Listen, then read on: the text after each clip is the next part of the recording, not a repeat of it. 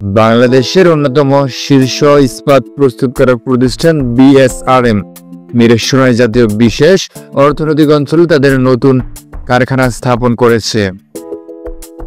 বাংলাদেশ অর্থনৈতিক অঞ্চল কর্তৃপক্ষ বেজা প্রতিষ্ঠানটিকে প্রায় 198 একর জমি বরাদ্দ দিয়েছে, যেখানে ইতিমধ্যেই উৎপাদন কার্যক্রম শুরু হয়েছে।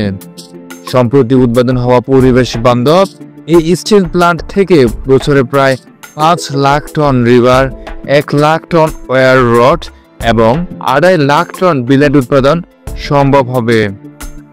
আধুনিক প্রযুক্তি ব্যবহার করে নির্মিত এই কারখানায় বায়ু দূষণ নিয়ন্ত্রণ ব্যবস্থা, পানি পুনর্ব্যবহার ইউনিট এবং বর্জ্য পুনর্ব্যবহার প্রযুক্তি সংযোজন করা হয়েছে, যা দেশের সবুজ শিল্পায়নে নতুন মাত্রা যোগ করবে।